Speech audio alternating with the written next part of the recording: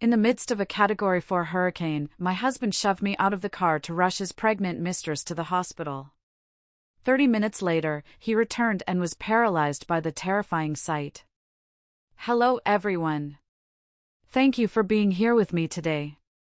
Before I begin my story, grab a warm cup of tea and get comfortable. I'd love to know what time of day you're watching this video. Please comment M for morning, A for afternoon, or E for evening. Now, let me take you into this story. The wind wasn't just howling, it was screaming. It sounded like 1,000 banshees tearing at the metal frame of our car. Rain lashed against the windshield in sheets so thick that the wipers, moving at frantic speed, were useless. We were inside the belly of Hurricane Isolde, a Category 4 monster that had turned I-95 into a river of gray death. And yet, my husband, Derek, was pressing the accelerator. "Derek, please," I begged, my hands gripping the leather handle above the door until my knuckles turned white. "We can't see anything," the news said to shelter in place. "We're going to die out here." His hands were clenched so tight on the steering wheel that the veins popped out in his forearms. He didn't look at me. He stared straight ahead into the abyss of the storm, his jaw set in that stubborn, terrifying way I had come to dread over the last few months. "Shut up, Audrey," he snapped, his voice barely audible over the roar of the wind. "I promised Grandma I'd be at her birthday. I don't break promises. Stop being such a coward." "A coward?" The car shook violently as a gust of wind, clocked likely at over 130 miles per hour, broadsided us. I felt the tires lose traction, hydroplaning for a terrifying second before Derek wrestled control back. This wasn't about a birthday. No one drives into a hurricane for a birthday cake. I knew something was wrong, but I didn't know the half of it. Then, his phone rang. It wasn't the standard ringtone. It was a specific, cheerful melody that cut through the tension like a knife. The screen lit up on the dashboard console. The name displayed was Tiffany. Derek's face changed instantly. The mask of angry determination cracked, replaced by a frantic, sweating panic. He jabbed the speaker button. "Tiffany? Tiff, are you okay?" His voice dropped an octave, softening into a tone of tenderness I hadn't heard directed at me in years. "Derek!" A scream pierced through the speakers, followed by ragged, hyperventilating sobs. "It hurts. Oh my God, the water, there's water everywhere. I think the baby is coming." The color drained from Derek's face. "What? Now? You're not due for another month." "I fell," she shrieked. I was scared of the storm and I tripped in the kitchen and now, blood. "Derek, our son. Save our son. Our son." The words hung in the air, heavier than the storm pressure outside. My heart stopped beating. I sat frozen, my mind trying to process the impossibility of what I just heard. Tiffany. His secretary. Pregnant. Son. Derek didn't even look at me. He didn't offer an explanation. He screamed at the phone, "I'm coming. Hold on, I'm turning around right now." He slammed on the brakes. On a flooded highway. In a hurricane. The heavy SUV skidded, fishtailing violently. I screamed as my head slammed against the side window. We spun 180 degrees, facing the wrong way into oncoming traffic, if there had been any traffic. But the road was desolate, abandoned by everyone with a shred of sanity. "Derek, you're going to kill us," I cried out, clutching my throbbing forehead. "The car is too heavy," he muttered, his eyes darting around wildly like a trapped animal. "The water is rising. If I get stuck, if I don't make it fast enough, my air." He turned to look at me then. And in his eyes, I didn't see my husband of 3 years. I saw a stranger. A monster. "Get out," he said. I stared at him, blinking. "What?" Get out, he roared, unbuckling his seatbelt and leaning across the console. He threw the passenger door open. The storm invaded the car instantly, wind and rain blasting my face, stinging my skin like needles. You're dead weight, Audrey. The water is getting deep near the exit. I need to move faster. Get out! Are you insane? I shrieked, grabbing his arm. It's a Category 4 hurricane. If you leave me here, I'll die. You're sentencing me to death. He shoved me. Hard. His hands slammed into my chest, knocking the wind out of me. He grabbed my shoulders and physically wrestled me toward the open door. I clawed at the seats, at his jacket, screaming his name, begging him to remember who I was. His wife. Audrey. My son's life is worth more than yours, he spat, his face twisted in a snarl. He is the heir to the Coleman legacy. You're just a barren waste of space. With one final, brutal shove, I tumbled out of the high SUV. I hit the asphalt hard. The impact scraped the skin off my palms and knees. I landed in a puddle of freezing, oily water. Before I could even scramble to my feet, before I could bang on the door, he slammed it shut. I heard the engine roar, a sound of raw power. Derek! I screamed, my voice ripped away by the wind. Derek, no! He didn't look back. The taillights of the black SUV flared red for a second, then faded, swallowed by the white curtain of rain. He was gone. He had chosen. He had thrown me into the eye of the storm to save his mistress and their unborn child. I lay there on the cold, unforgiving highway, the rain mixing with the hot tears streaming down my face. I was going to die here. Alone. Betrayed by the man who vowed to protect me. Before I tell you what happened next, before the convoy of armored cars appeared and the world turned upside down for Derek Coleman, I need to take you back. You need to understand how a billionaire heiress ended up shivering in a ditch, pretending to be a nobody, and how the man I loved turned into a monster. Thank you so much for listening. I see so many of you tuning in from all over the country. Please, comment down below which city you are watching from. I'd love to know who is keeping me company as I recount the worst night of my life. Lying in that ditch, with the freezing rain soaking through my clothes, my mind didn't go to the future. It didn't go to survival.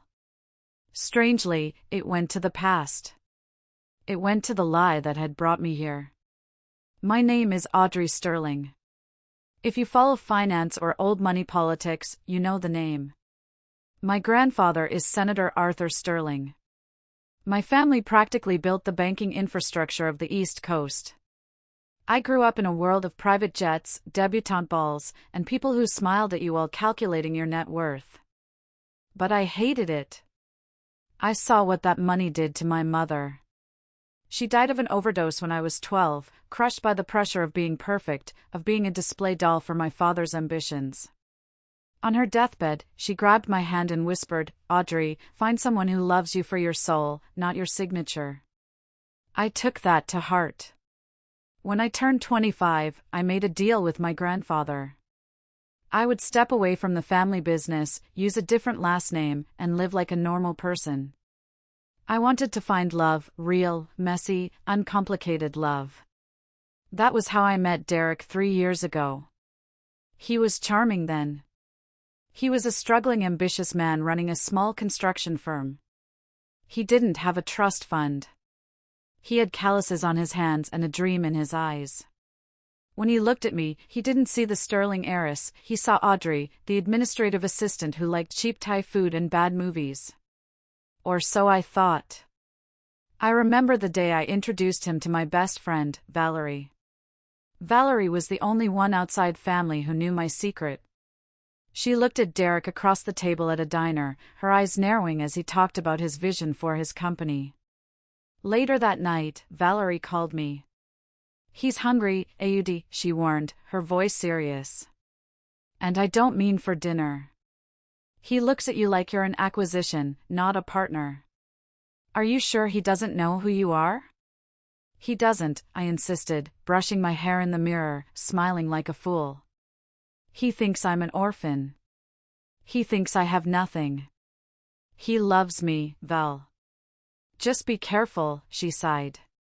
Sometimes, men who come from nothing are the most dangerous. They feel the world owes them a debt, and they'll collect it from anyone close enough. I should have listened. I really should have listened.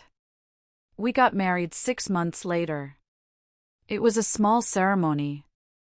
My grandfather didn't come. Part of our deal was that I had to live completely separate if I wanted to prove I could do it. I stood at the altar in a dress I bought off the rack, looking into Derek's eyes, promising to love him for richer or poorer. For the first year, it was good. We struggled. We laughed about paying bills. I felt normal. I felt loved. But then, Derek's ambition started to curdle into something toxic. His company, Coleman Construction, hit a rough patch. He was on the verge of bankruptcy. He would come home late, smelling of stress and cheap whiskey, yelling at the walls. I need capital, he would shout, pacing our small living room. I have the ideas, Audrey, I just need the money. Why is the world so unfair? I couldn't stand seeing him in pain. I broke my own rule. I contacted the family trust. I set up a shell company, an angel investor group. I funneled $5 million into Coleman Construction. I made it look like a stroke of luck, a mysterious investor who believed in his vision. I remember the day he got the funding email. He picked me up and spun me around, tears in his eyes. We did it, Audrey. I'm going to give you the world. You'll never have to worry about anything again. I thought I had saved our happiness. I thought I was being a good wife. I didn't know I had just signed my own death warrant. Money is like gasoline, it can fuel a journey, or it can burn the house down.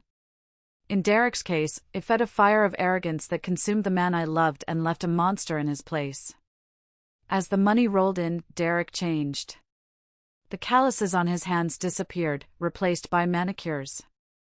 The cheap suits were replaced by bespoke Italian silk. And the way he looked at me, it shifted. He no longer looked at me with love. He looked at me with boredom. I was the wife from his poor days. I was a reminder of the time he was weak. And now that he was a self-made millionaire, a lie I let him believe, he decided he deserved an upgrade. Lying in the mud of the hurricane, remembering his smile from that day, a bitter laugh bubbled up in my throat. I had bought the knife he just used to stab me in the back. The rain was unrelenting, chilling me to the bone, but the coldness I felt inside was far worse. It was the memory of the last 6 months, the slow, agonizing decay of my marriage. It wasn't a sudden explosion, it was a slow poison. After the angel investments saved his company, Derek became obsessed with status. He started attending high society galas, aiming to network with the very people I had spent my life avoiding. He wanted to be seen. He wanted to be important. And I became an accessory that didn't quite fit his new aesthetic. I remember a dinner party about 4 months ago. It was at our house. We had moved into a sprawling mansion in Greenwich, Connecticut, bought with the profits from the company I secretly saved.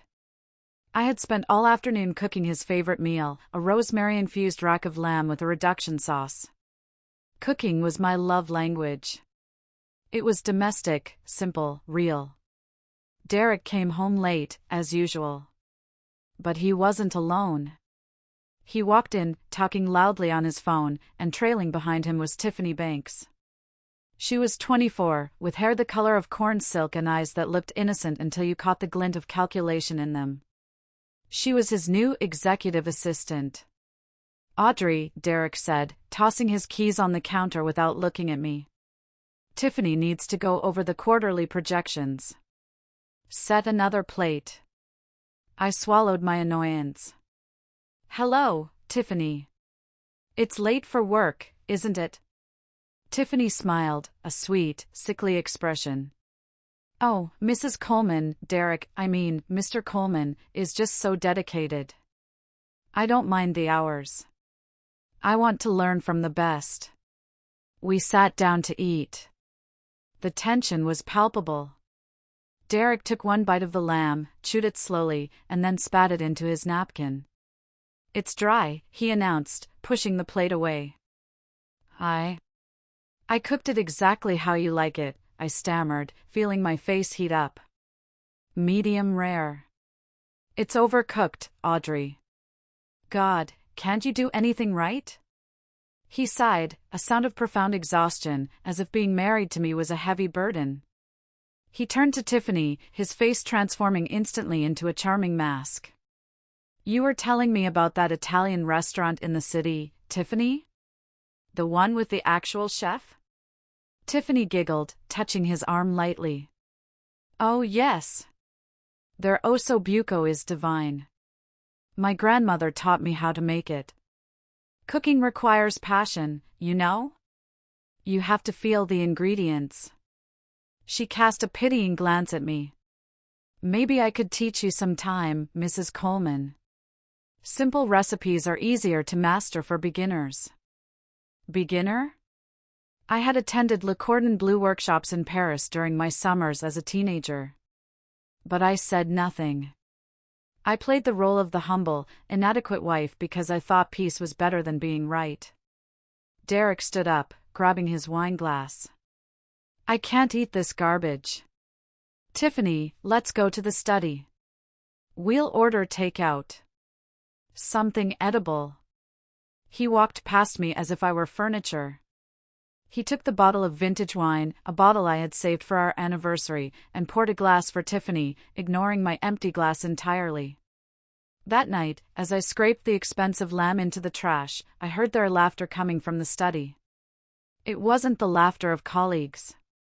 It was intimate. It was shared secrets. I went to the bathroom and stared at myself in the mirror. I was 32. I was beautiful, educated, and kind. Why was I letting him treat me this way? Because I kept hoping the old Derek would come back. The Derek who held me when I cried about my mother. The Derek who swore he loved me for me. But the disrespect escalated. He stopped wearing his wedding ring, claiming it chafed during golf games. He started criticizing my clothes, calling them frumpy and outdated, unaware that my cashmere sweaters cost more than Tiffany's entire wardrobe. He began talking about legacy constantly. A man isn't a man without a son, he would say over breakfast, staring pointedly at my flat stomach. We had been trying for a baby for a year with no luck. The doctors said it was stress-related, but Derek refused to get tested. In his mind, he was perfect, therefore, the failure must be mine. You're drying up, Audrey, he told me once, casually, while reading the Wall Street Journal. I need an heir. The Coleman empire needs a future. If you can't provide that, well, a CEO has to make hard decisions about underperforming assets. Underperforming assets. That's what I had become to him. Not a wife. Not a partner. A failing investment. As the rain lashed against my face in that ditch, I realized the irony. He wanted an heir for an empire that I built. He wanted a son to inherit money that ultimately came from my family. And he had just thrown the source of his wealth onto the side of the road like a bag of trash. My body was going numb from the cold, but the anger was keeping me warm. It was flaring up, fueled by memories that played out in my mind like a highlight reel of humiliation. One incident, just 2 weeks ago, stood out.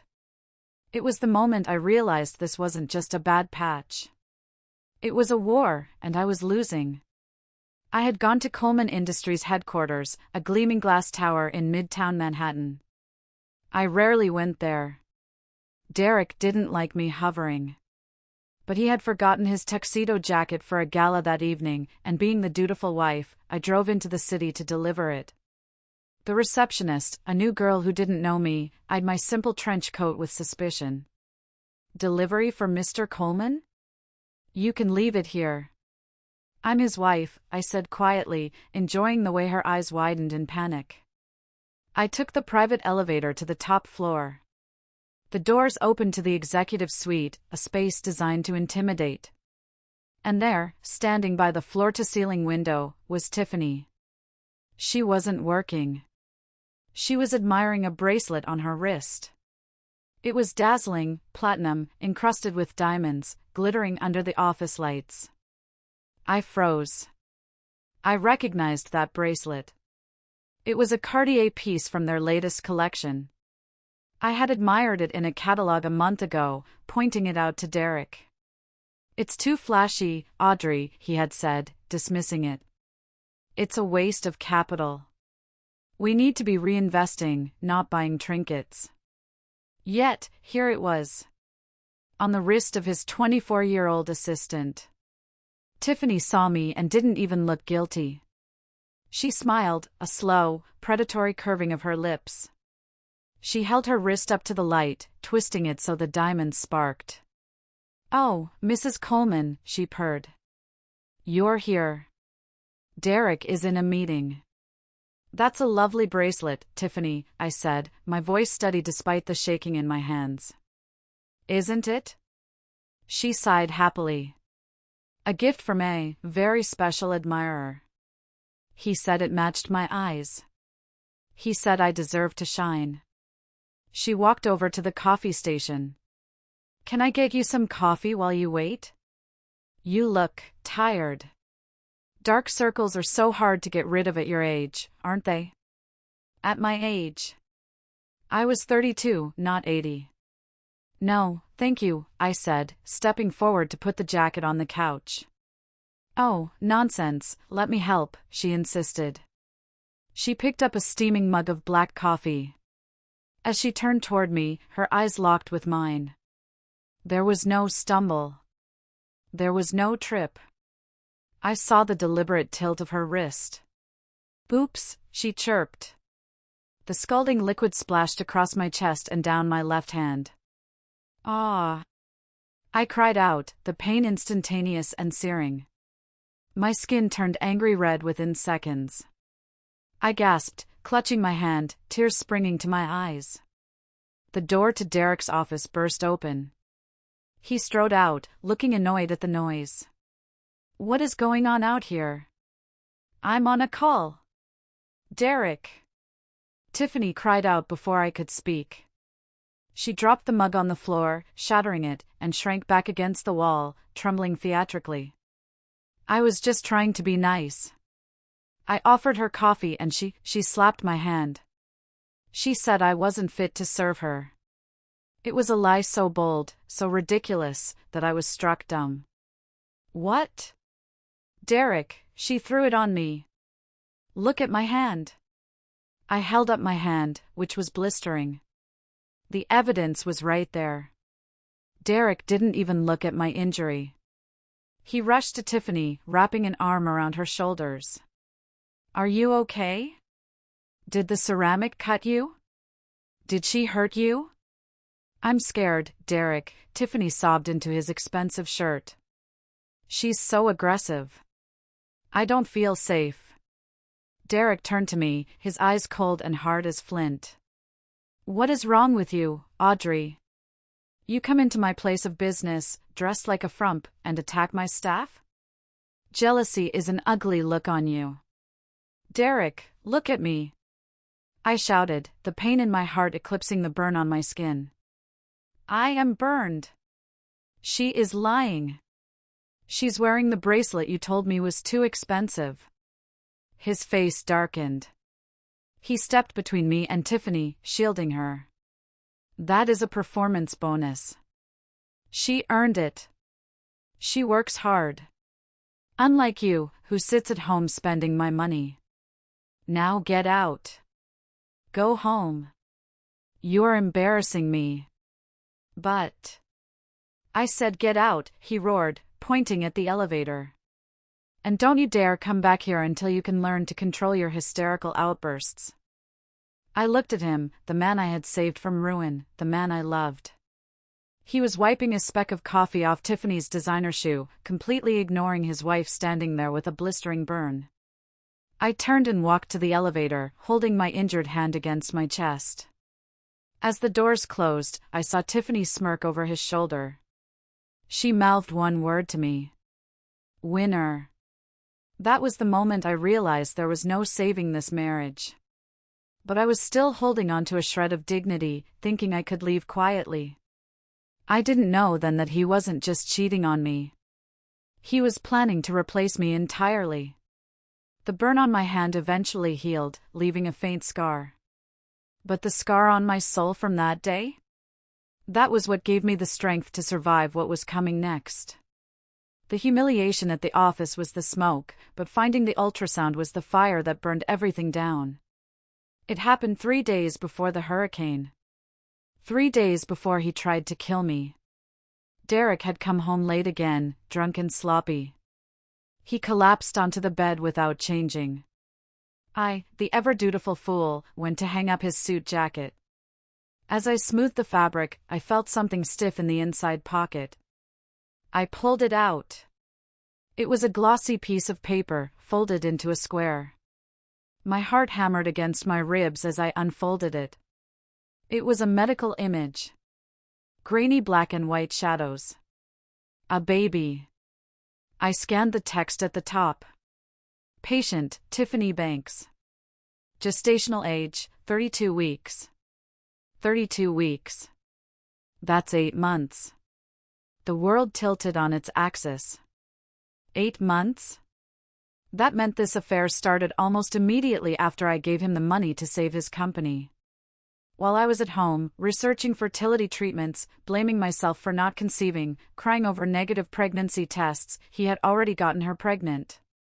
He wasn't just cheating. He was living a double life. I stared at the sleeping man in my bed. He looked peaceful. How could someone so evil look so peaceful? I shook him awake. Derek. Wake up. He grunted, swatting my hand away. Leave me alone. Derek.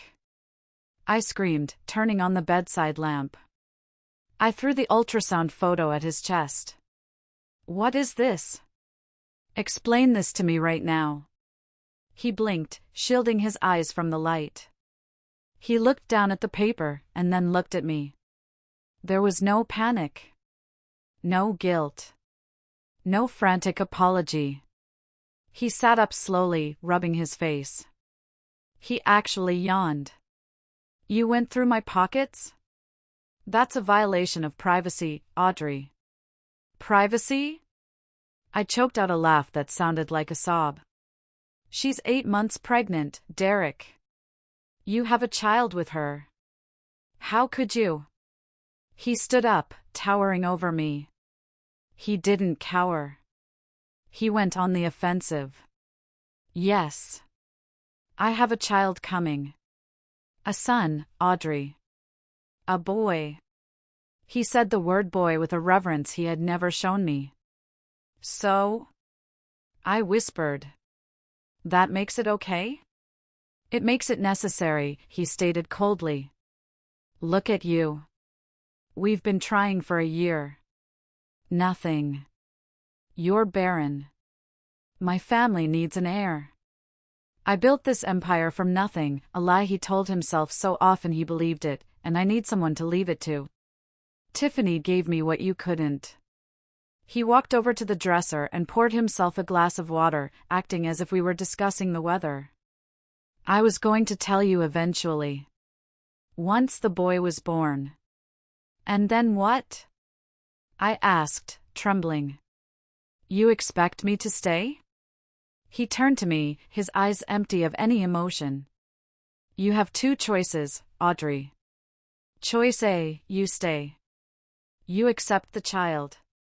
We bring him here. You raise him.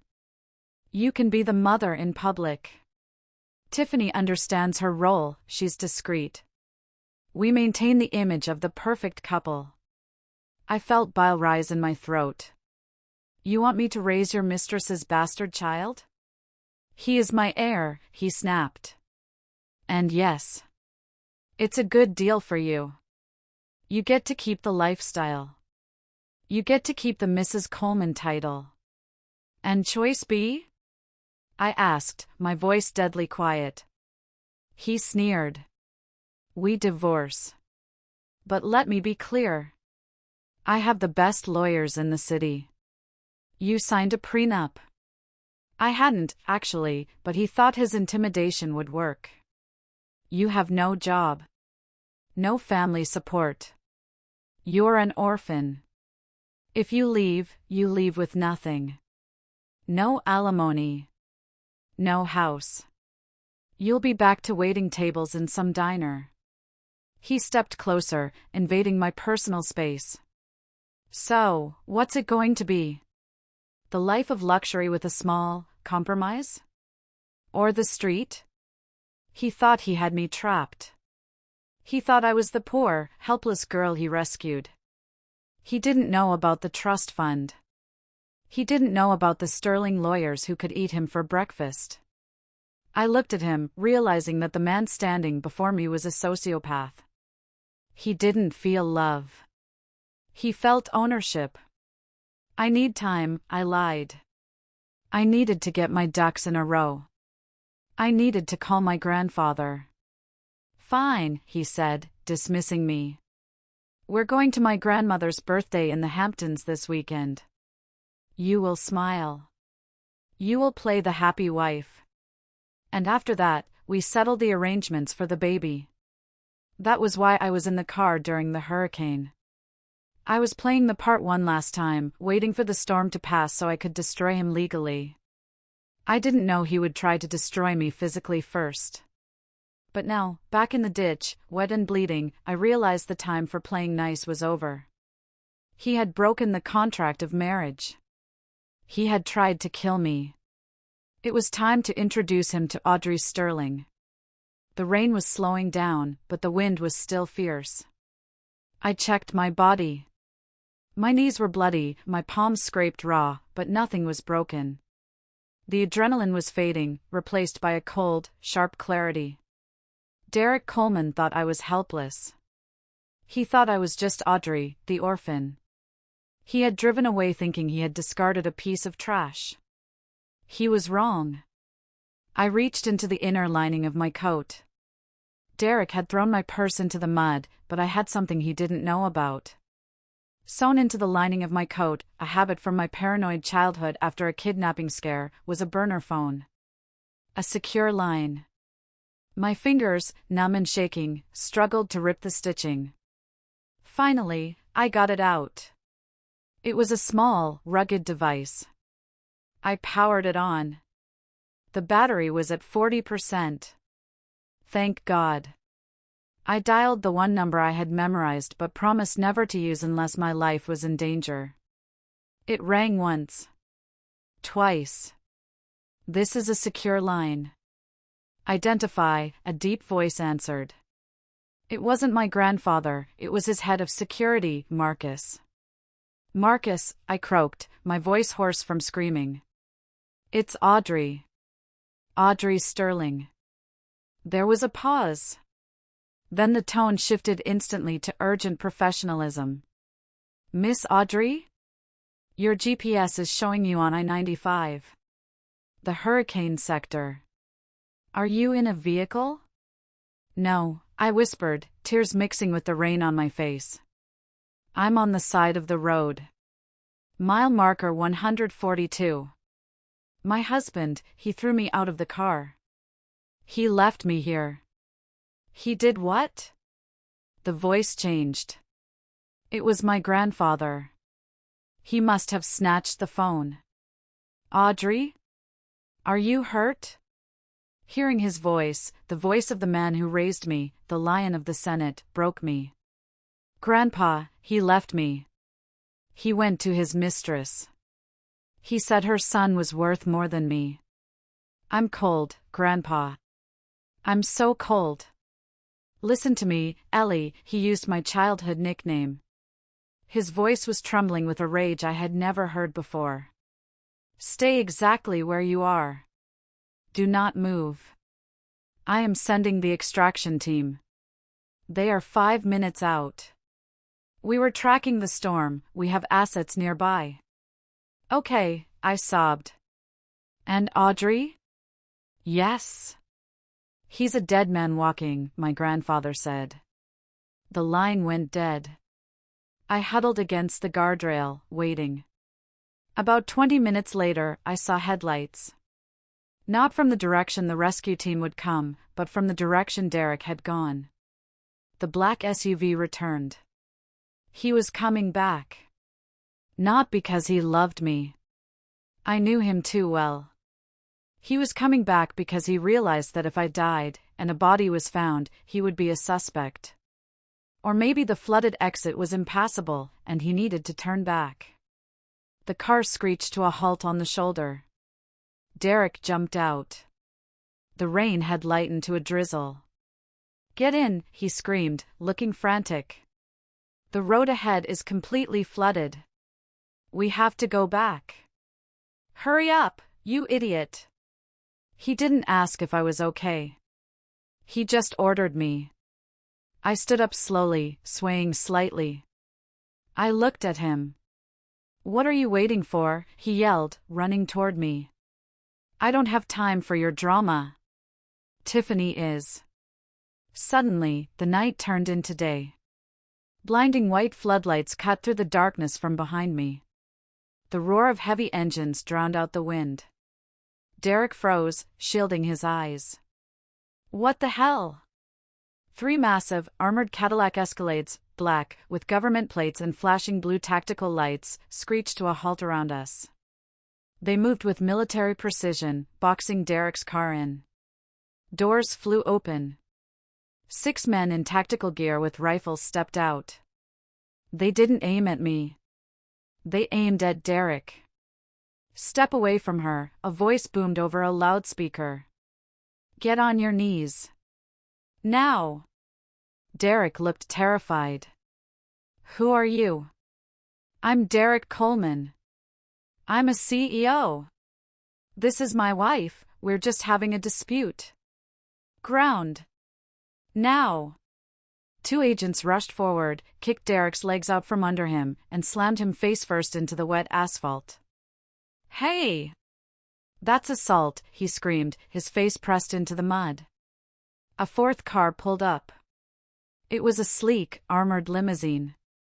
The back door opened, and a man stepped out under a large umbrella held by an aide. It was Harrison Clark, my grandfather's personal attorney and the executor of the Sterling Trust. He was wearing a pristine suit, looking like he had just stepped out of a boardroom, completely unbothered by the hurricane. He walked past Derek, who was struggling in the mud, and came straight to me. He took off his cashmere coat and wrapped it around my shoulders. Audrey, he said softly, his eyes scanning my injuries with intense worry. I'm so sorry we're late. I pulled the coat tighter. Hello, Harrison. Derek lifted his head from the mud, spitting out grit. He looked at the armed men, then at the limousine, and finally at Harrison treating me like royalty. Audrey? Derek stammered, his eyes wide with confusion and fear. Who are these people? You're an orphan. You don't know people like this. I walked over to where he lay pinned to the ground. I looked down at him. The power dynamic had shifted so violently the air crackled with it. I never said I was poor, Derek, I said, my voice cold and steady. I just said I wanted to be loved for me. You failed the test. I turned to Harrison. Get me out of here. The ride back to the Sterling estate in the Hudson Valley was silent, but it was the silence of a gathering storm. I sat in the back of the armored limousine, wrapped in a heated blanket, sipping hot tea laced with brandy. Harrison sat opposite me, typing furiously on his tablet. Are you okay? He asked without looking up, though I knew he was watching me. Harrison and I had grown up together. He was the son of my grandfather's partner.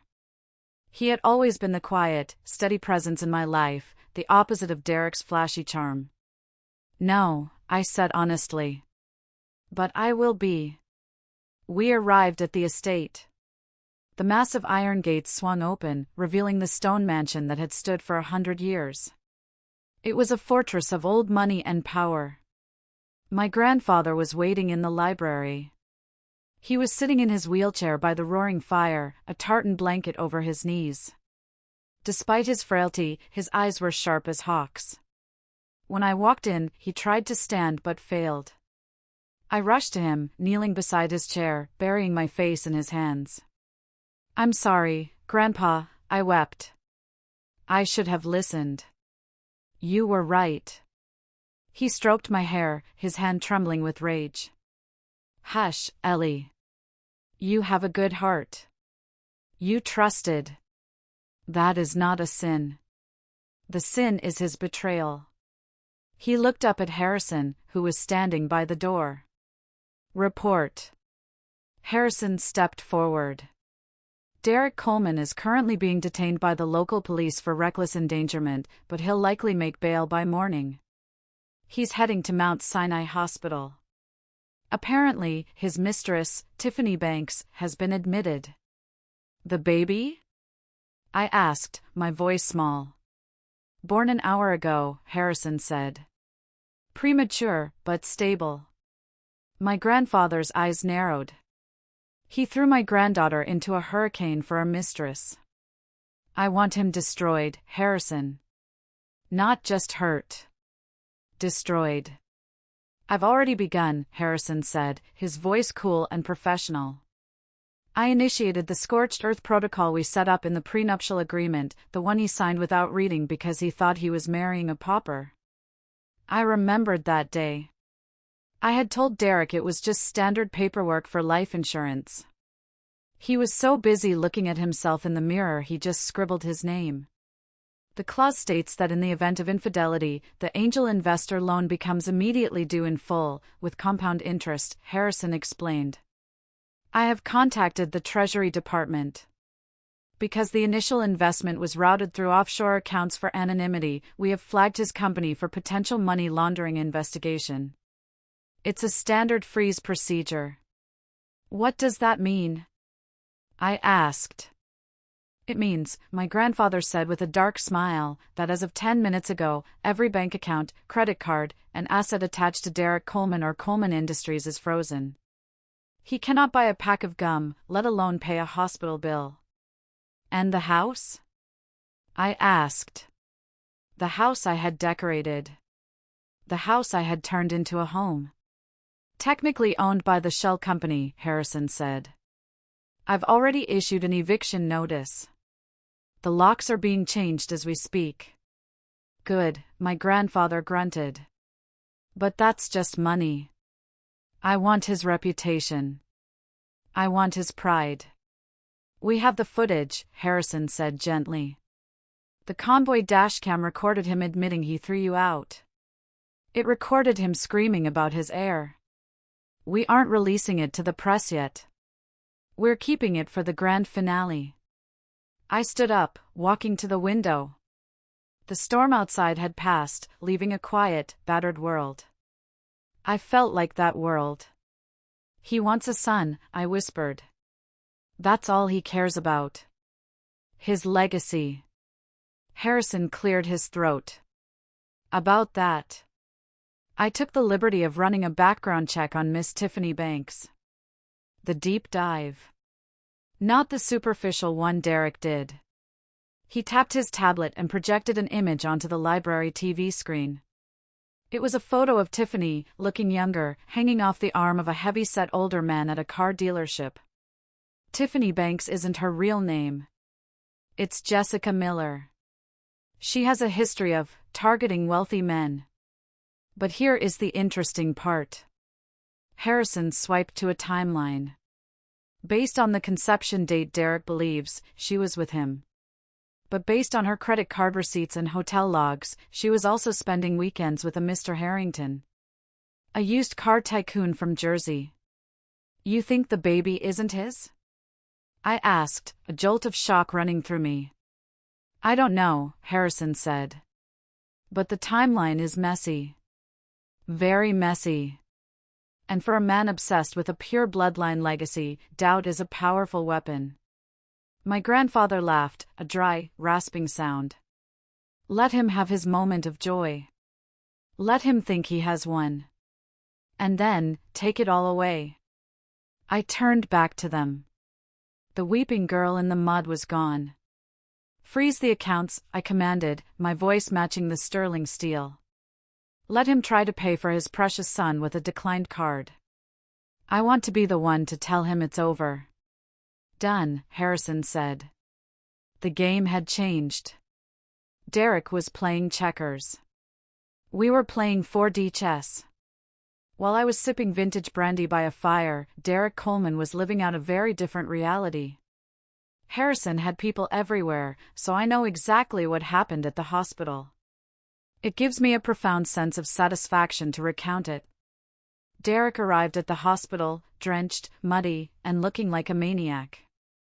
He stormed into the maternity ward, demanding to see his son. The nurses, terrified of this screaming man, led him to the room.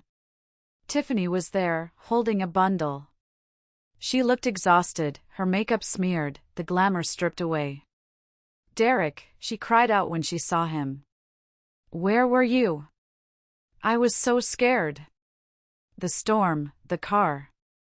Derek panted, rushing to the bedside.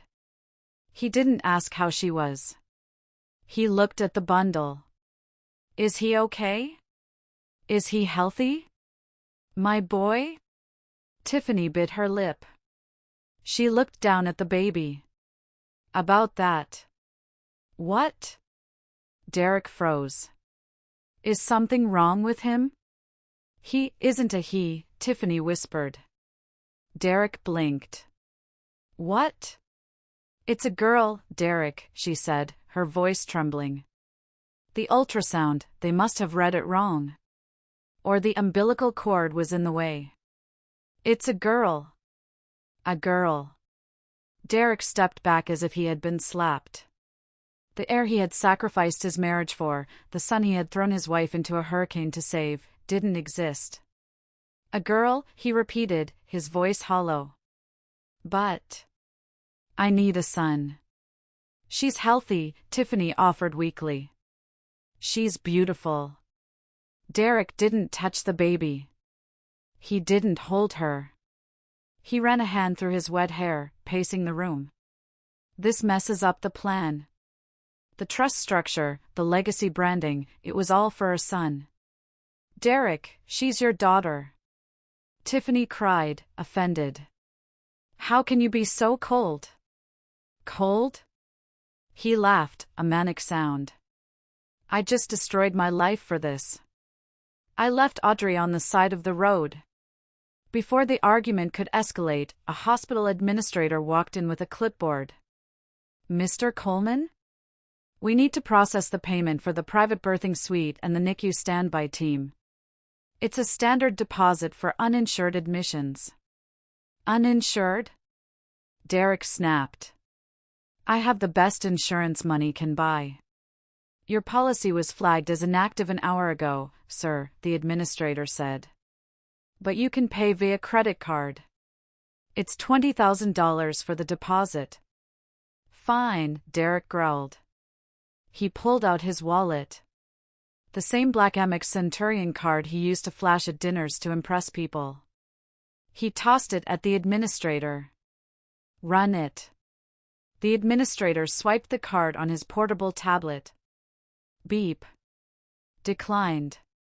Try it again, Derek snapped. It's a black card. It has no limit. Beep. Declined, contact issuer. There must be a mistake, Derek muttered, sweat beading on his forehead. He pulled out his Visa. Then his MasterCard. Then his corporate expense card. Beep. Beep. Beep. Transaction not authorized. Account frozen. Refer to bank. The silence in the room was deafening. The baby started to cry, a thin, wailing sound. Mr. Coleman, the administrator said, his voice losing its politeness. Do you have another form of payment? I. Derek checked his banking app on his phone. He logged in. His eyes bulged. Total balance, $0. Status, frozen by order of U.S. Dept of Treasury. What is going on? He whispered. He frantically dialed his CFO. Pick up, pick up, pick up, he hissed. Finally, the CFO answered. Mr. Coleman? Thank God. The FBI is here. They're seizing the servers. They say there's an investigation into money laundering. Every account is locked. We can't make payroll. We can't pay vendors. We are dead in the water. Who did this? Derek screamed into the phone. Who has the power to do this in 1 hour on a Sunday night? And then, he remembered. He remembered the armored convoy. He remembered the government plates. He remembered the man in the suit treating me like a queen. He remembered my words, I never said I was poor. The phone slipped from his hand and hit the hospital floor. Audrey, he breathed. Tiffany looked at him, panic rising in her eyes. Derek? What's wrong? Pay the man so we can get a private room. This one is too small. Derek looked at his mistress, the woman who had lied about the baby's gender, the woman who was costing him a fortune he no longer had. I can't, he whispered. I'm broke. What? Tiffany screeched. What do you mean broke? I mean zero, he roared, startling the baby into a louder scream. It's gone. She took it all. Audrey took it all. For the first time in his life, Derek Coleman realized he wasn't the king of the chessboard. He was just a pawn. And the queen had just made her first move. But if he thought being broke was bad, he had no idea what was coming next. Because Harrison Clark was just warming up, and I had a paternity test kit ready to go. The morning after the hurricane, the sky was a brilliant, mocking blue. While I was safe behind the iron gates of the Sterling estate, strategizing with my grandfather, Derek was facing the wreckage of his life. He hadn't slept. He had spent the night in a plastic chair in the hospital waiting room because his credit cards were declined for a private room. Tiffany was furious, the baby was crying, and the nurses were treating him like a vagrant. But Derek Coleman is a man of ego. He convinced himself this was a glitch. A banking error. He told Tiffany to sit tight while he went to the office to straighten things out. He put on his wrinkled, mud-stained suit from the night before and took a cab to Coleman Industries. He expected to walk into his corner office, bark orders at his CFO, and fix everything. Instead, he walked into a crime scene. Bright yellow tape crisscrossed the glass doors of his building. Do not enter, seized by federal order. 2 armed marshals stood guard. Hey! Derek shouted, marching up to them. This is my building. What are you doing? Step back, sir, one marshal said, hand resting on his holster. This property is under the control of the receivership. Receivership? I'm the CEO. Not anymore. A voice cut through the chaos. Smooth. Calm. Deadly. Derek turned to see Harrison Clark leaning against a black sedan parked at the curb. Harrison looked impeccable in a navy Tom Ford suit, holding a leather briefcase. He looked like everything Derek wanted to be but never quite achieved. Harrison, Derek snarled, marching over. You're Audrey's lawyer dog. What did you do to my accounts? Fix this now, or I'll sue you for tortious interference. Harrison didn't flinch. He just smiled, a smile that didn't reach his eyes. Get in the car, Derek. We need to talk. And since you don't have an office anymore, this will have to do. Derek hesitated, looking at the marshals, then at the sealed doors. He realized he had no choice. He got into the back of the sedan. Harrison handed him a thick document. What is this? Derek asked, flipping through it.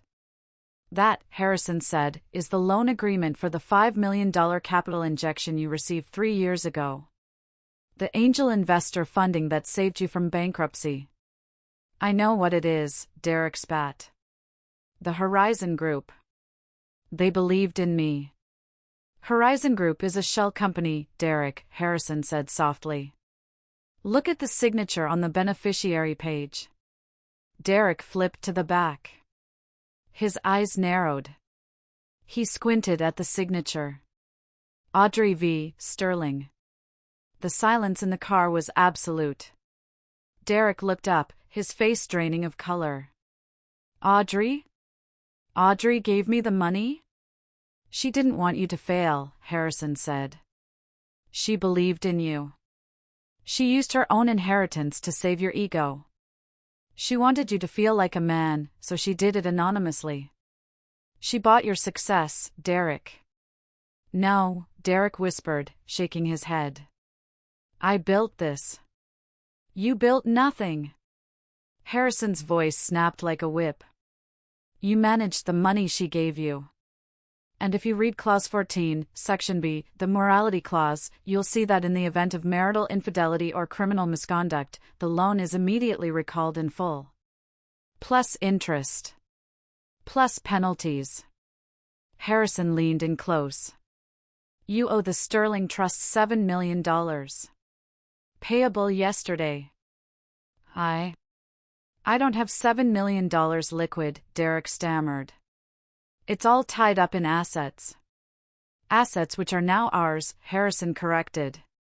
We are foreclosing on the company. We are foreclosing on the Greenwich house. We are seizing your cars.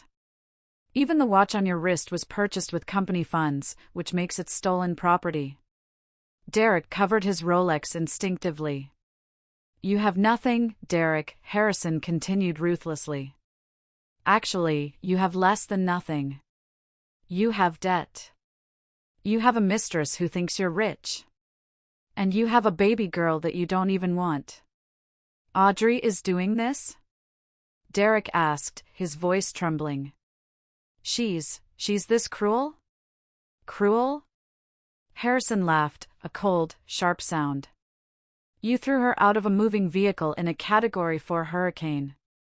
You told her she was worth less than your heir. You are lucky she is only taking your money. If it were up to me, I'd take your life. Harrison opened the car door. Get out. Where am I supposed to go? Derek asked, looking at the busy street. I have no cash. My cards are frozen. Harrison reached into his pocket and pulled out a $20 bill. He tossed it onto Derek's lap. Take a bus, Harrison said. Audrey sends her regards. Derek stood on the sidewalk, clutching the $20, watching the black sedan merge into traffic. The realization hit him like a physical blow. The orphan he had bullied, the wife he had called useless, she had owned him the entire time. She held the leash, and he had been too stupid to notice until he bit the hand that fed him. He wasn't a king. He was a beggar in a stolen suit. The fall of Derek Coleman wasn't a slide, it was a cliff dive. When he returned to the hospital, he had to sneak past the billing department. He entered Tiffany's room looking like a ghost. Well? Tiffany demanded. She was breastfeeding the baby, scrolling on her phone. Did you fix it? The nurse said if we don't pay by noon, they're discharging us. I can't leave yet, Derek. I need to recover. Derek sank into the chair. We have to leave, Tiff. What? We have to leave. Now. Where are we going? The Greenwich house? Tiffany asked, perking up. Finally! I've been dying to redecorate that place. Audrey had such boring taste. We can't go to the house, Derek mumbled, staring at the floor. The locks, they changed the locks. What do you mean? Tiffany's eyes narrowed. Who changed the locks? The bank. The lawyers. Audrey. Derek put his head in his hands. It's gone, Tiffany. The house, the cars, the company. It's all gone. She took everything. Tiffany stopped scrolling. The room went deadly quiet. Define everything. I mean, I have $20 in my pocket and a lawsuit for $7 million, Derek admitted. We have nowhere to go. Tiffany screamed. It wasn't a cry of sadness, it was a shriek of rage. You lied to me. You said you were a tycoon. You said you were leaving that frumpy wife because you needed a queen. I didn't sign up for poverty, Derek. We can rebuild. Derek pleaded, grabbing her hand. She snatched it away. I still have my contacts. I have my reputation. But he didn't. By the time they dragged their luggage out of the hospital, taking a cab that Derek had to haggle to pay for later, the news had broken. Harrison had leaked the story to the financial press. Coleman Industries CEO ousted amid fraud allegations. Hurricane horror, did billionaire throw wife to the wolves? When Derek tried to call his contacts, the golf buddies, the investors, the politicians he had bribed, nobody answered. His number was toxic. They ended up at a Motel 6 on the outskirts of Queens. It was the only place that would take cash for a single night without a credit card hold. The room smelled of stale cigarettes and despair. The carpet was sticky. Tiffany stood in the middle of the room, holding the baby carrier, looking around in horror. This is it, she hissed. This is where you bring your heir? It's temporary. Derek yelled, the stress finally snapping his composure. Stop complaining. At least we have a roof. Do you know what I've been through today? I lost my entire life. You lost my life. Tiffany threw her diaper bag on the bed. I could have been with Mr. Harrington. He bought me diamonds. You brought me to a roach motel. Then go back to Harrington. Derek screamed back. Maybe I will. The baby started wailing. It was a piercing, hungry cry. She needs formula, Tiffany said, sitting on the edge of the stained mattress, refusing to look at him. I'm too stressed to nurse. Go buy formula. I don't have money for formula. Derek shouted. Then steal it. Tiffany glared at him with pure hatred. You're the man, aren't you? Provide. That night, Derek Coleman, the man who used to drink $500 bottles of scotch, found himself standing in a convenience store aisle, slipping a can of baby formula under his coat. His heart pounded. He was sweating. He was terrified. He walked out, waiting for the alarm to sound. It didn't. He got away with it. He walked back to the motel in the rain, a light drizzle compared to the hurricane, but enough to soak his last good pair of shoes. He felt a strange mixture of relief and self-loathing. He had become a criminal for this woman. For this child.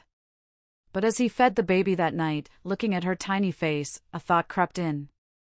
A thought planted by Harrison's words earlier that day. Based on the timeline, she was also spending weekends with a Mr. Harrington. Derek looked at the baby's nose. It was button-shaped. His nose was aquiline. Tiffany's nose was sharp. He looked at her eyes. They were blue.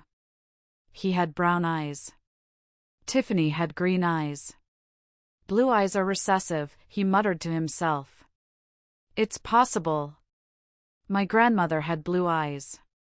But the doubt was there. It was a worm eating its way through his brain. Across the room, Tiffany was sleeping, snoring lightly. Her phone lit up on the nightstand. A text message. Derek knew he shouldn't. But he was a desperate man. He crept over and picked up the phone. It was locked, but he knew her passcode. It was her birthday. 12:34, simple, just like her. He opened her messages.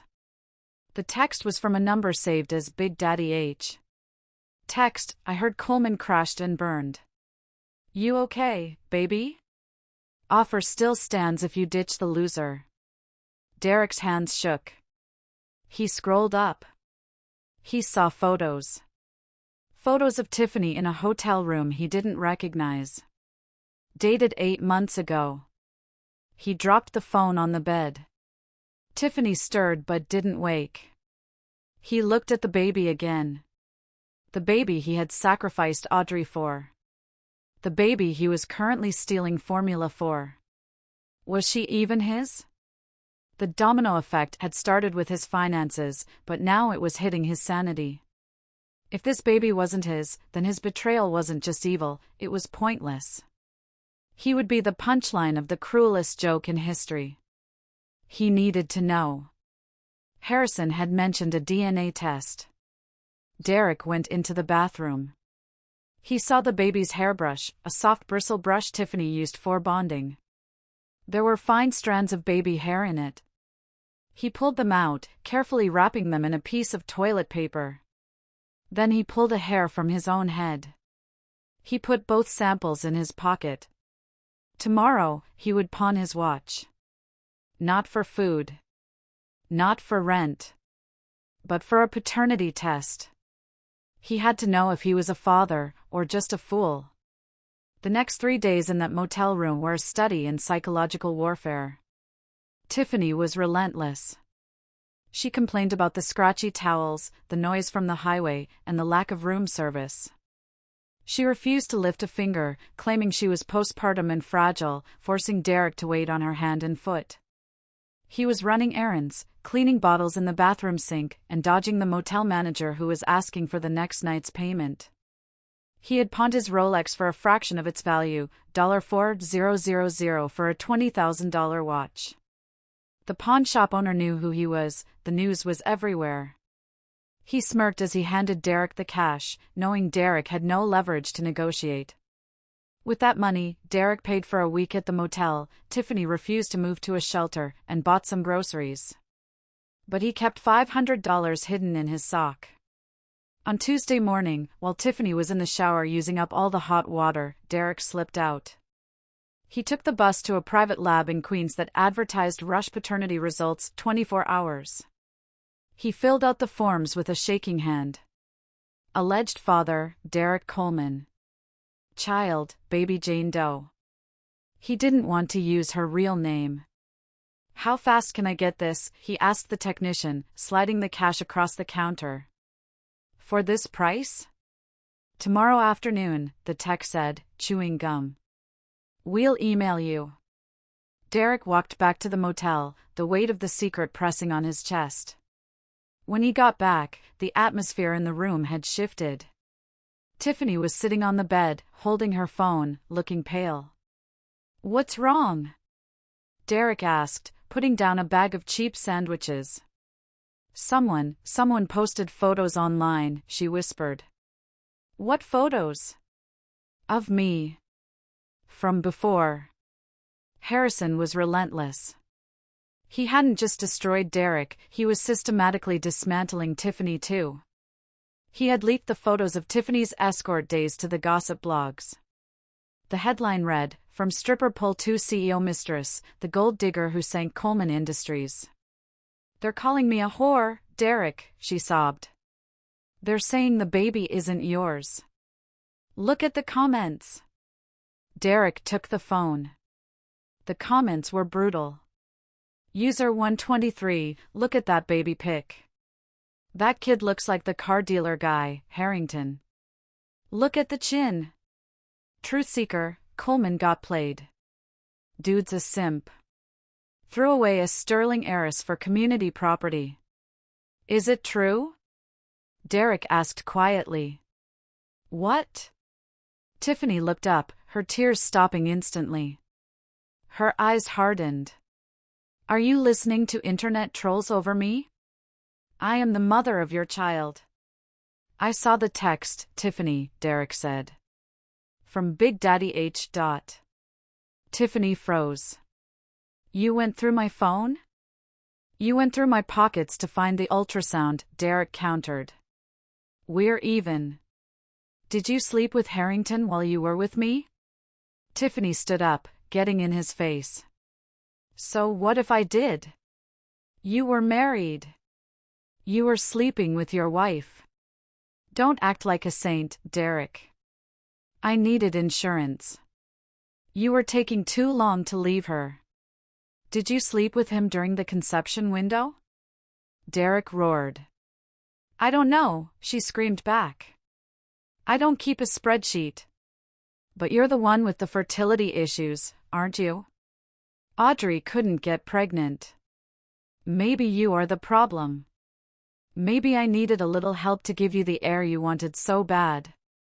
It was a confession without a confession. Derek felt like the room was spinning. She had just admitted she might have gotten pregnant by another man just to trap him. I took a test, he said, his voice trembling with rage. I went to a lab this morning. I'll know tomorrow. Tiffany's face went white.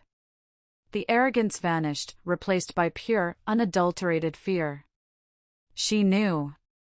Deep down, she knew the gamble she had taken. You can't trust those labs, she stammered, backing away. They make mistakes. We'll see, Derek said, sitting down in the sticky armchair, staring at her. We'll see. That night was the longest of his life. He sat in the dark, listening to the baby breathe, wondering if he was looking at his daughter or the evidence of his own stupidity. The next afternoon, the email notification pinged on his phone. Derek's heart stopped.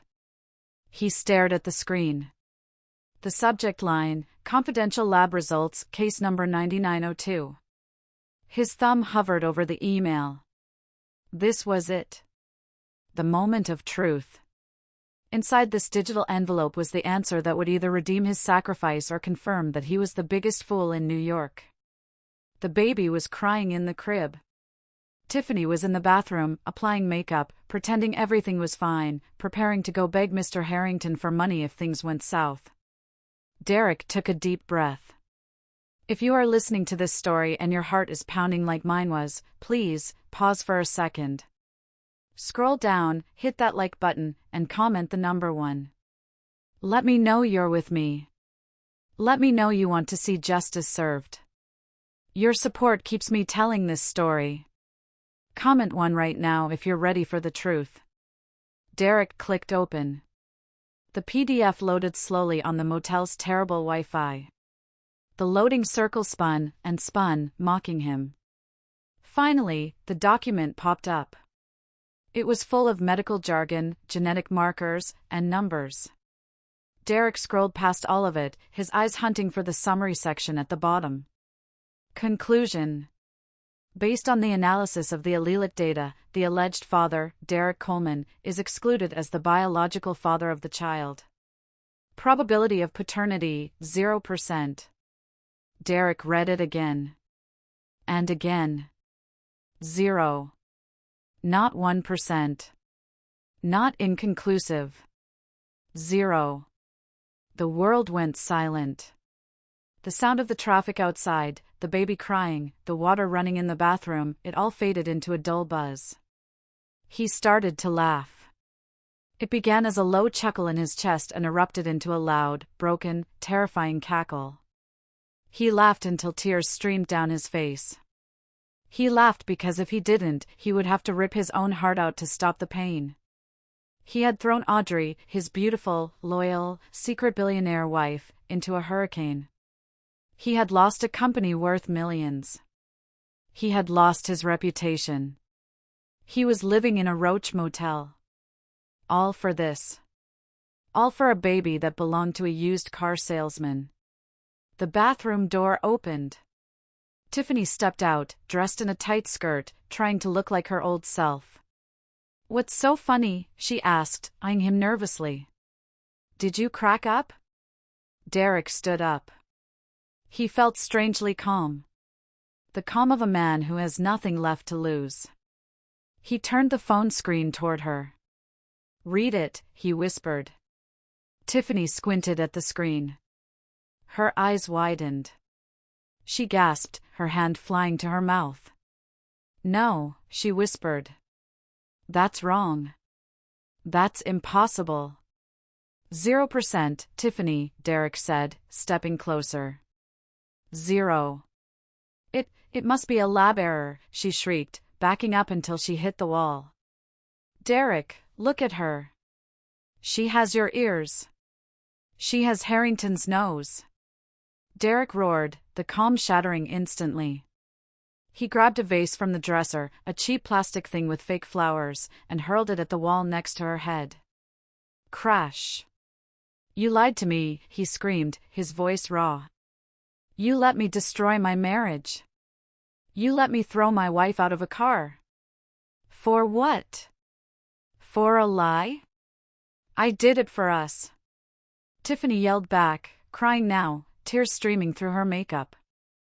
"I wanted to give you what you wanted. You were so obsessed with a legacy. I thought if I gave you a baby, you wouldn't care who the father was. You thought I wouldn't care?" Derek lunged at her. He didn't hit her, but he grabbed her shoulders and shook her violently. "I care. It was the only reason I kept you around. You are nothing to me without that baby. You are just a greedy, empty, useless parasite. Get off me." Tiffany clawed at his face, her nails leaving deep red scratches on his cheek. "You're a loser anyway. Harrington is worth 10 times what you were. I should have stayed with him. That was the breaking point." Derek dragged her toward the door. "Then go to him. Get out." "My baby," she screamed, trying to run back to the crib. Derek grabbed the portable crib with the baby inside, thankfully she was strapped in, and shoved it into the hallway. Then he grabbed Tiffany's suitcase and threw it after her. "Derek, please. It's raining. I have nowhere to go." Tiffany grabbed the doorframe, sobbing. "We can fix this. I still love you." "Love?" Derek sneered, his face twisted in disgust. "You don't know what love is. And neither did I. But I know what hate is. And I hate you, Tiffany. I hate you more than I hate myself." He shoved her out into the fluorescent-lit hallway of the Motel 6. Other guests were opening their doors, staring. "Take your bastard child and get out of my sight," he bellowed. He slammed the door. He locked the deadbolt and the chain. From the hallway, he could hear Tiffany pounding on the door, screaming profanities, the baby wailing in terror. "Open the door, you psycho. Give me my purse. I need money." Derek slid down with his back against the door until he hit the floor. He sat there in the dark room, listening to the screams fade as security likely escorted her away. He was alone. Truly alone. He looked at his hands. The hands that had built a company with Audrey's money. The hands that had pushed Audrey out of the car. The hands that were now empty. He reached for the bottle of cheap vodka he had bought earlier. He unscrewed the cap and took a long, burning swig. "Audrey," he whispered into the darkness. "I'm so sorry." But the apology died in the empty room. It was too late. He had made his bed in hell, and now, he had to sleep in it. 2 weeks later, the divorce hearing was scheduled. I insisted on being there. Harrison advised against it, saying I didn't need to see him, that the lawyers could handle it. But I needed closure. I needed to see the man who tried to kill me one last time, to make sure he was real, and not just a nightmare I had survived. The courtroom was packed. The press had eaten up the story of the hurricane heiress and the fallen CEO. I walked in wearing a white suit, Armani, sharp, pristine. It was a symbolic choice. White for rebirth. White for the truth. Harrison walked beside me, his hand lightly on my back, a protective shield. When Derek walked in, a hush fell over the room. He looked terrible. He had lost at least 20 pounds. His suit was ill-fitting and clearly off the rack. He had a scruffy beard, and his eyes were bloodshot and hollow. He looked like a man who hadn't slept in a month. When he saw me, he stopped. His eyes widened. He took a step toward me, his mouth opening as if to speak. "Audrey," he croaked. I didn't blink. I didn't look away. I looked right through him. I sat down at the plaintiff's table and opened my file. The proceedings were brutal and short. Derek's lawyer, a court-appointed public defender because he couldn't afford anyone else, tried to argue for spousal support, claiming Derek had become accustomed to a certain lifestyle. Harrison stood up. He didn't shout. He simply projected a slide onto the courtroom screens. "Your Honor," Harrison said calmly. "We have evidence that Mr. Coleman attempted to murder my client by ejecting her from a vehicle during a state of emergency. We have dashcam footage from the security detail." He played the video. The courtroom gasped as the audio played. "My son's life is worth more than yours." Derek put his head on the table. He couldn't watch. Furthermore, Harrison continued, "We have evidence of massive tax fraud. Mr. Coleman used the capital investment from the Sterling Trust to purchase personal assets, yachts, jewelry for his mistress, and wrote them off as business expenses. He also bribed 3 city officials for permits." The judge, a stern woman with zero patience for nonsense, looked at Derek with pure disgust. "Mr. Coleman," she said, "I am granting the divorce immediately. You will receive 0 assets. You are also ordered to repay the $7 million loan to the Sterling Trust. Failure to do so will result in contempt." Derek nodded weakly. "Yes, Your Honor." However, the judge continued, "That is the least of your problems." The doors at the back of the courtroom burst open. 6 agents in FBI windbreakers marched in. "Derek Coleman," the lead agent announced. "You are under arrest for wire fraud, tax evasion, and attempted manslaughter." Derek stood up, confused. "Now? Here? Hands behind your back." The click of the handcuffs echoed in the silent courtroom. It was the most satisfying sound I had ever heard. Better than any symphony. As they led him away, he turned his head to look at me. He was crying. "Audrey.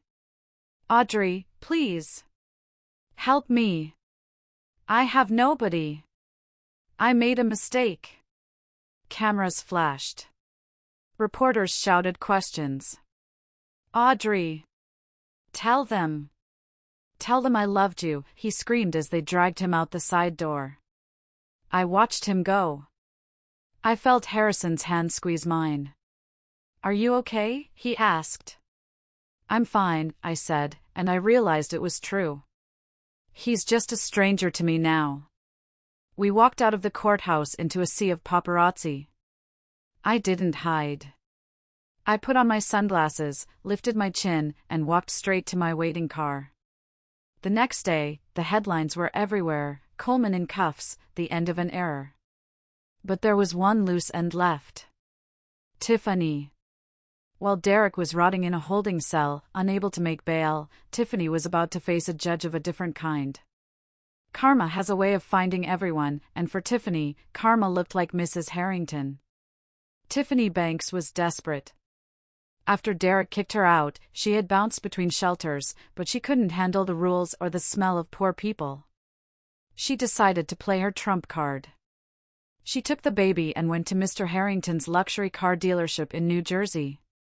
She knew he was married, but she figured a rich man would pay to keep a scandal quiet. She wanted hush money. She waited in the parking lot until she saw his Bentley pull in. She rushed out, baby in arms. "Big Daddy," she called out, using his gross nickname. "We need to talk." Mr. Harrington, a balding man in his 60s, turned pale. "Tiffany? Are you crazy? My wife is inside." "I don't care," Tiffany shouted. "Look at her. She has your nose. This is your daughter, and I need $10,000 right now or I'm going to the press. Keep your voice down. Harrington hissed, looking around frantically. 10,000. Cash. Or I go inside and introduce myself to Mrs. Harrington. Tiffany smirked. She thought she had one. She thought all men were weak. She was wrong.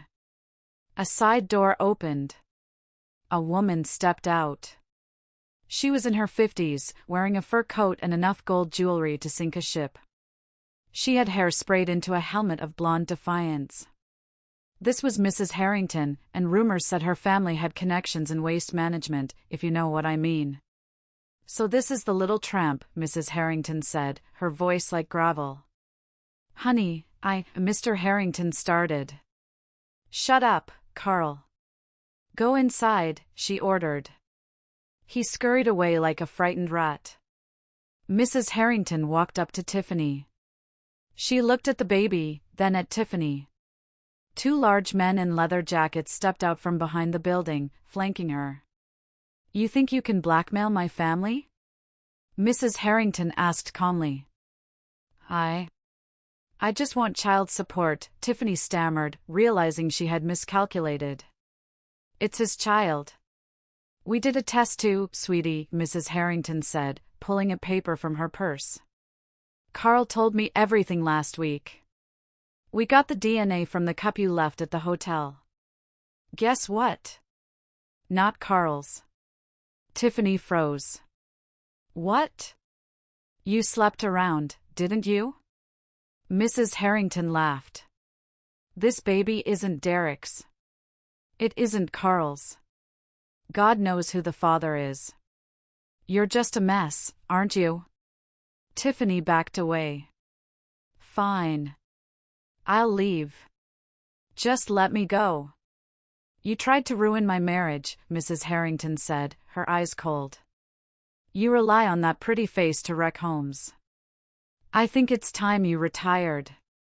She nodded to the men. One of them grabbed Tiffany, pinning her arms. She screamed, but he covered her mouth. The baby was taken gently by the other man and placed in the carrier on the ground. Don't worry, we won't hurt the kid, Mrs. Harrington said, pulling a box cutter from her pocket. But you need a reminder. A souvenir. No! Please!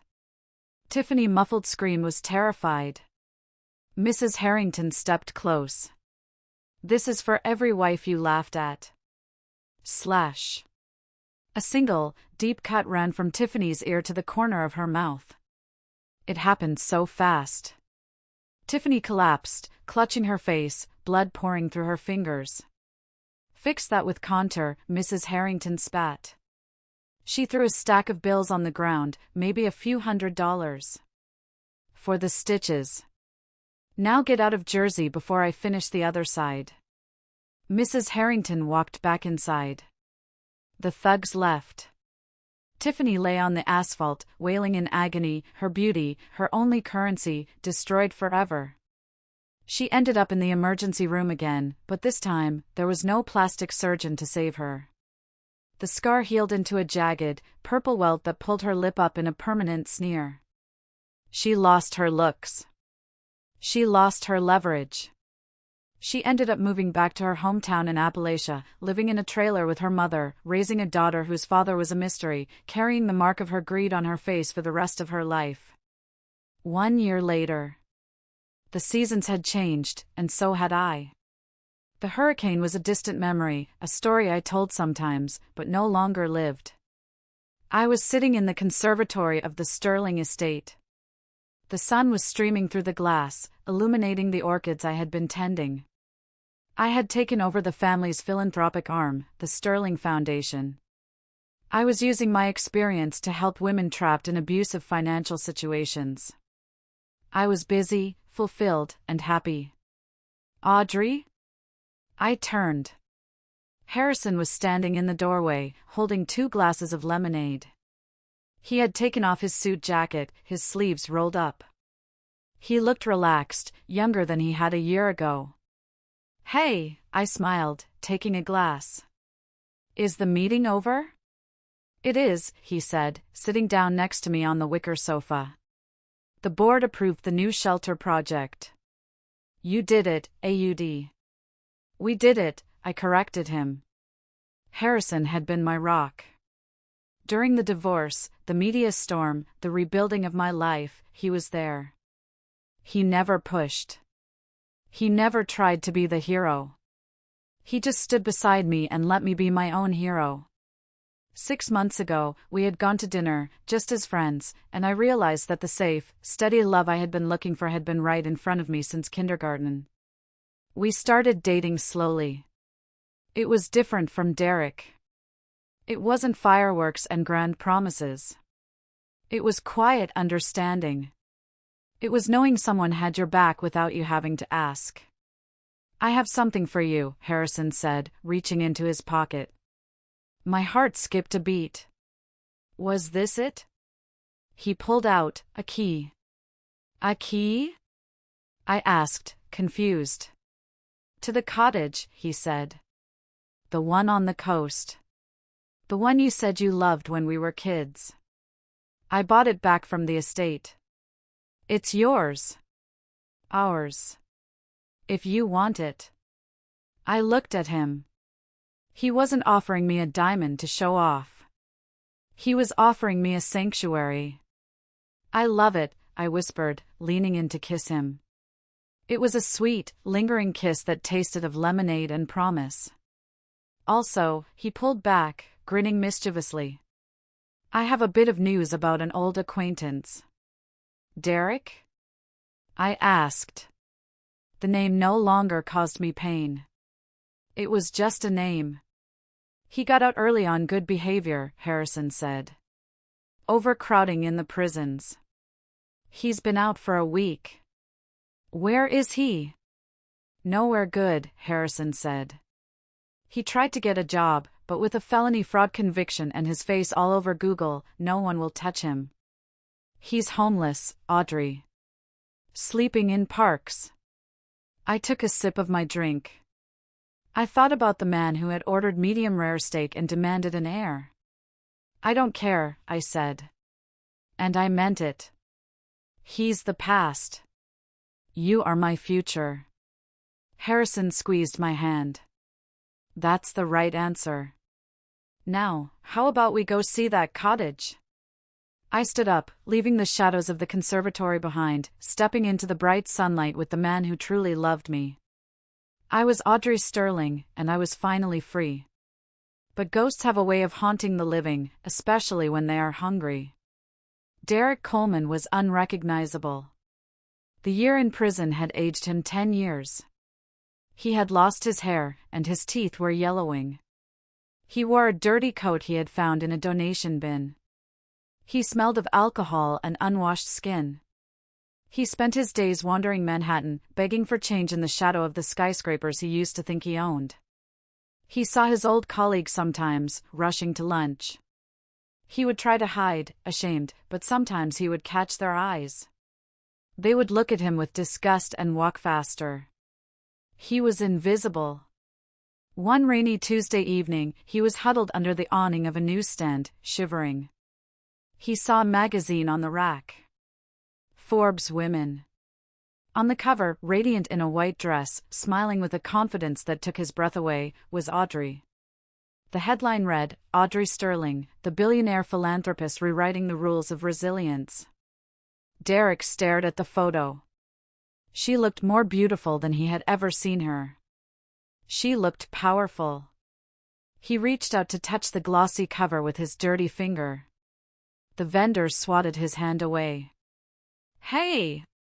No reading unless you buy. Get out of here, bum. Derek stumbled back into the rain. He felt a surge of something painful in his chest. Regret? Yes. But also entitlement. She was his wife. He made her who she was, in his twisted mind. She owed him. If he could just talk to her, if he could just explain, she was kind. She used to be so kind. She would help him. He used the last of his change to go to an internet cafe. He searched for her schedule. He found a press release. Tonight. The Met Gala. Audrey Sterling will be hosting. The Met. Of course. A desperate plan formed in his mind. He would go there. He would wait. He would beg. She couldn't refuse him in front of the cameras. She had to have a heart. He walked 40 blocks in the rain to the Metropolitan Museum of Art. He waited behind the barricades with the screaming fans and the paparazzi. He was shivering, hungry, and delusional. He watched the limousines arrive. He saw movie stars, singers, politicians. And then, he saw it. The black Maybach with the Sterling crest. It pulled up to the red carpet. The crowd roared. Derek pushed his way to the front. "Let me through. I know her. That's my wife." People laughed at him. "Yeah, right, buddy. And I'm Elon Musk." "Audrey," he screamed, his voice cracking. The door opened. Audrey stepped out. She was wearing a gown of shimmering gold, looking like a goddess. Harrison stepped out the other side, looking dashing in a tuxedo. He took her hand. They smiled at each other, a look of genuine intimacy that Derek had never shared with anyone. The jealousy hit him like a physical blow. That should be him. That money, that fame, that woman. It was all supposed to be his. He ducked under the barricade. Security shouted, but he was fast, fueled by adrenaline and madness. He ran onto the red carpet. "Audrey!" The scream tore through the polite chatter of the red carpet. Security guards lunged, but Derek threw himself at Audrey's feet just before they grabbed him. He hit the red carpet hard, his knees skidding. He grabbed the hem of her gold dress with his filthy hands. "Audrey! Please! Look at me!" The cameras went wild. Flash. Flash. Flash. Harrison stepped in front of Audrey instantly, his body a shield, his face thunderous. "Get back!" But Audrey put a hand on Harrison's arm. "Wait." She looked down. She saw the man kneeling before her. The man who had once worn Italian silk. The man who had thrown her into a hurricane.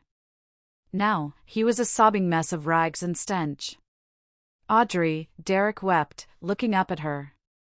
"I'm sorry. I was wrong. I was so stupid. Tiffany, she tricked me. The baby wasn't mine. I lost everything, Audrey. I'm starving. Please. You have so much. Just give me a chance. I'll do anything. I'll be your driver. I'll be your servant. Just don't leave me like this." He was using the same line he used in the car. "My son's life is worth more than yours." Now he was saying his life was worth saving. The crowd went silent. Everyone was watching. This was the drama of the century. Audrey looked at the dirty hand clutching her gold dress. She didn't pull away in disgust. She didn't kick him. She simply stared at him with a profound, terrifying emptiness. "Derek," she said. Her voice was calm, amplified by the silence. "Yes? Yes, Ellie?" He used her nickname, hoping to trigger a memory. "The man I married died 2 years ago on I-95, she said clearly. He died the moment he chose his ego over my life. You aren't my husband. You aren't even my enemy." She leaned down slightly, her eyes locking with his bloodshot ones. "You are nothing. You are a stranger who is dirtying my dress." She stood up straight and looked at the security guards. "Please remove him." "No! Audrey! You can't do this!" Derek screamed as 2 large guards hauled him up by his armpits. he kicked and thrashed. I made you. You were nothing without me. I'm Derek Coleman. You're nobody, someone in the crowd shouted. Get a job, loser, another yelled. The crowd began to boo. Not at Audrey, but at him. They laughed. They jeered. Audrey didn't watch him being dragged away. She turned to Harrison. Shall we? She asked, offering her arm. Harrison smiled, full of pride. We shall. They walked up the stairs of the Met, the golden couple, ascending into the light.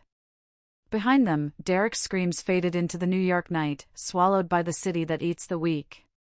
The gala was beautiful, but I didn't stay late. I wanted to go home. As Harrison drove us back to our cottage, we preferred it to the mansion now. I felt a lightness I hadn't felt in years. The final tether had been cut. Seeing Derek like that, it didn't make me happy. It didn't make me sad. It just confirmed that I was free. I rested my head on Harrison's shoulder. Do you think I was too hard on him? Harrison kissed the top of my head. He threw you into a hurricane, Audrey. You didn't kill him. You just let him live with the consequences of his own actions. That's not cruelty. That's justice. 2 days later, I was drinking coffee and reading the paper. A small blurb on page 10 caught my eye. Unidentified homeless man found dead. A man, believed to be in his late 30s, was found deceased in Central Park this morning due to exposure and acute alcohol poisoning. Authorities are working to confirm his identity, though sources say he claimed to be a former CEO. I stared at the words. Derek. He had died alone in the cold, just as he had left me to die in the cold. The circle was complete. I didn't cry. I cut the clipping out, walked to the fireplace, and threw it into the flames. I watched the paper curl, turn black, and turn to ash. Goodbye, Derek, I whispered. Harrison walked in, carrying a basket of vegetables from our garden. Who are you talking to? No one, I smiled, turning to him. Just saying goodbye to a ghost. Good, Harrison said, putting the basket down and pulling me into a hug. Because we have a life to live. And I was thinking, maybe we should adopt a dog. Or, maybe try for a family of our own. If you want. I looked at this man, this good, kind, steady man who loved me when I was broken and cheered for me when I was strong. I think, I said, kissing him, that sounds like a perfect plan. The storm was over. The sun was out. And for the first time in my life, the forecast was clear. Thank you for listening to my story. It wasn't easy to tell, but I hope it reminds you that no matter how dark the storm is, you have the strength to survive it. You are worth more than anyone who treats you like an option. If you enjoyed this story, please like, share, and subscribe. And remember, the best revenge isn't hatred. It's happiness. Live well. You deserve it. Looking back at Audrey's journey, we witness something far greater than a simple act of revenge. We see the profound reclaiming of human dignity. This story serves as a powerful reminder that your worth is never defined by how others treat you, but by how you choose to rise after the fall. Life may throw you into the eye of the storm, but true strength lies in the quiet resilience to walk out of it with your head held high. Never let anyone convince you that you are an option when you know you are a priority. We hope this message has ignited a spark of courage within you today. What was your biggest takeaway? Please share your thoughts in the comments below, or simply type good if this lesson resonated with your heart.